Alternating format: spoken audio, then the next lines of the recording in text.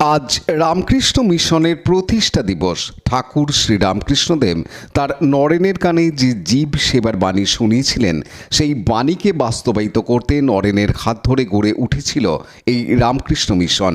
আজ থেকে 126 বছর আগে এমনই এক পয়লা মেতে সারা বিশ্বে সেবা কাজের সামনের সারিতে যে নামটি উচ্চারিত হয়, সেটি হলো এই রামকৃষ্ণ মিশন। মিশনের প্রতিষ্ঠা দিবস উপলক্ষে আজ চুঁচুড়ার পেয়ারা বাগান রোডে চুঁচুড়া শ্রী শ্রী মা শারদা সংঘের পক্ষ থেকে তৃষ্ণার্ত পথচারীদের হাতে জল ও ঠাকুরের প্রসাদ তুলে দেওয়া হয়।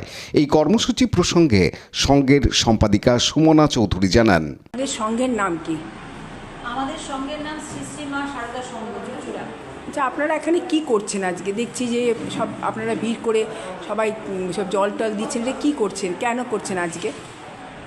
আসলে আমরা প্রতি বছরই এই পয়লা মে রামকৃষ্ণ মিশনের প্রতিষ্ঠা দিবসটাকে কেন্দ্র করে আমাদের সংঘ এই বিশ্বের তাপদাহে আমরা কর্মচারীদেরকে জল এবং বাতাসা বিতরণ করে থাকি।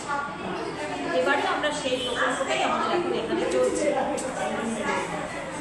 আচ্ছা, তা আপনারা কতক্ষণ এই এই যে কাজটা করছেন কতক্ষণ করবেন? আমরা এটা মোটামুটি 10:30 থেকে 12:15 12:30 পর্যন্ত করব।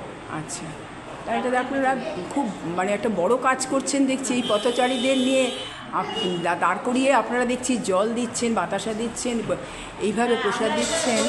মায়ের কৃপায় আমরা এটা আজকে প্রায় বছর 4-5 ধরে এই কাজটা করে যাচ্ছি। আমরা চেষ্টা করছি যাতে এটা আমরা আরও ভবিষ্যতেও এই কাজটা যাতে চালিয়ে যেতে পারি। খুব ভালো লাগলো আমাদের এটা। নমস্কার। সৌমিত্র সিংহের report, Hooghly TV. Like, share, subscribe করুন হুগলি টিভি।